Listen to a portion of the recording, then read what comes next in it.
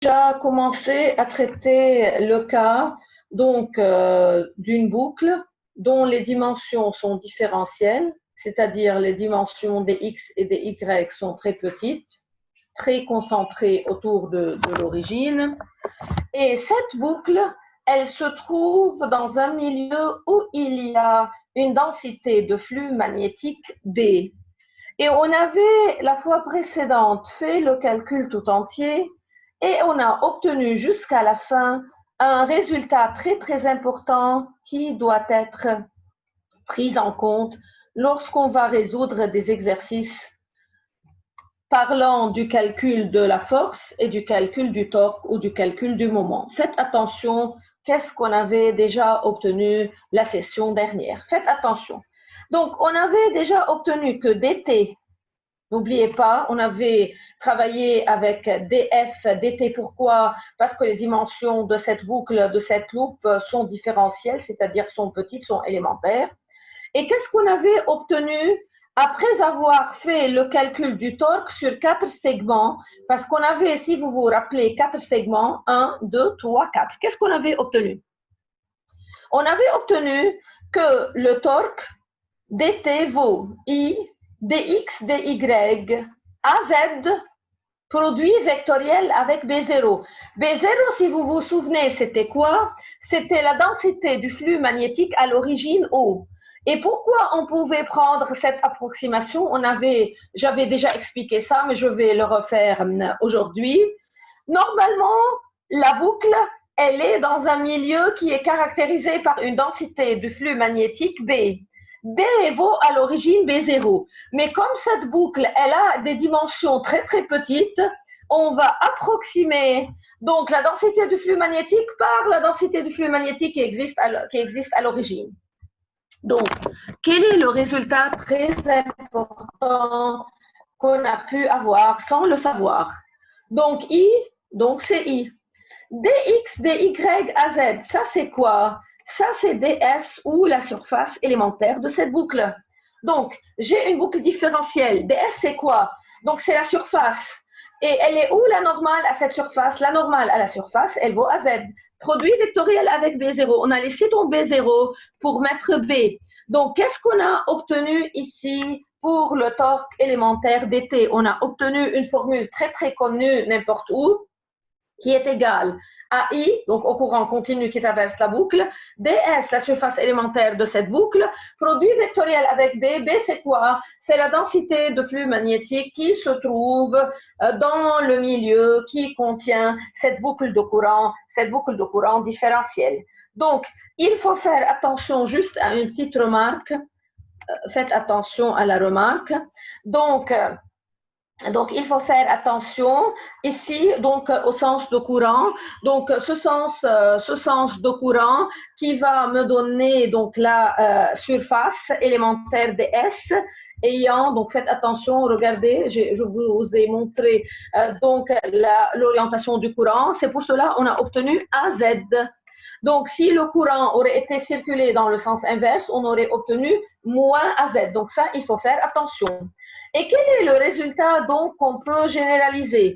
Le résultat qu'on peut généraliser, il se base sur l'introduction d'une nouvelle quantité qu'on utilise beaucoup dans le cas de magnétostatique, magnétodynamique et dans le cas de l'électromagnétisme.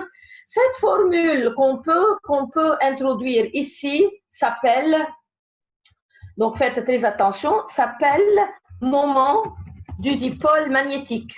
Je ne sais pas si vous vous souvenez avec Dr Mustafa qu'il y a ce qu'on appelle en électrostatique un dipôle électrique.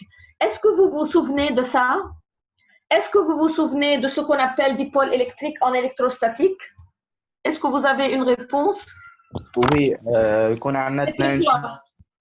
Oui, c'était quoi? Plus que ou moins que. Bravo, on avait donc deux charges, l'une caractérisée par plus Q et l'autre moins Q. De façon un peu similaire, au cas de l'électrostatique, on peut en magnétostatique avoir ce qu'on appelle un dipôle magnétique. Mais je ne vais pas parler c'est quoi un dipôle magnétique maintenant. On va l'expliquer après 2-3 semaines, donc vers la fin ou avant quasiment la fin de ce cours. Mais ici, ce qu'on a introduit, mais il faut se souvenir à la suite après. Ici, ce qu'on a introduit, ils ont introduit, faites attention, ce qu'ils ont appelé le moment du dipôle magnétique élémentaire. Donc, le moment du dipôle magnétique, il est caractérisé par petit m, mais comme ici, on est en train de travailler sur une boucle élémentaire, sur une boucle différentielle, donc on a mis dm, bien sûr, avec, donc c'est un vecteur, il a une orientation. Donc, je répète, dans ce calcul qu'on avait déjà obtenu, on avait obtenu IDS, produit vectoriel avec B. IDS, il caractérise une quantité très importante qu'on va voir, Inch'Allah, à la suite. Ça s'appelle le moment du dipôle magnétique et il vaut tout simplement I. Donc, I, c'est quoi? C'est le courant continu qui traverse la boucle sur laquelle on travaille, ds. Donc, dm, à quelle orientation? dm a l'orientation de ds. Donc, ça, il faut faire attention. Et donc, qu'est-ce qu'on obtient dans ce cas? Mais avant, il faut faire attention. Quelle est l'unité du moment du dipôle magnétique? Faites attention. Donc, j'ai le courant ici qui est en ampères. J'ai ma surface élémentaire, bien sûr, qui est en mètres au carré.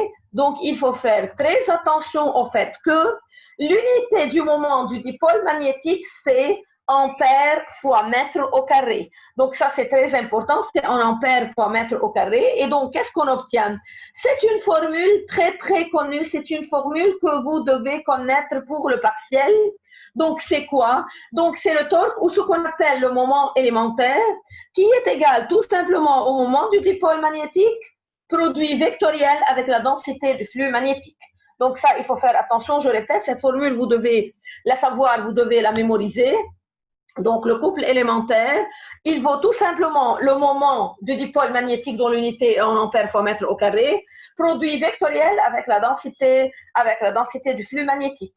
Mais ici, la question qui se pose, est-ce qu'on peut généraliser de dt à t? Donc, est-ce qu'on peut passer à un torque complet? On va voir dans le slide suivant. Faites attention avec moi. Donc, si je considère, pour moi, une boucle de courant qui est différentielle, et je suppose en plus que la densité de flux magnétique est constante, donc, là, ma conséquence est la suivante. Je peux calculer le torque. Donc, si je calcule ce torque sur une boucle qui est dite planaire, c'est-à-dire sur une boucle qui se trouve dans n'importe quel plan, de n'importe quelle size, donc de n'importe quelle surface, ou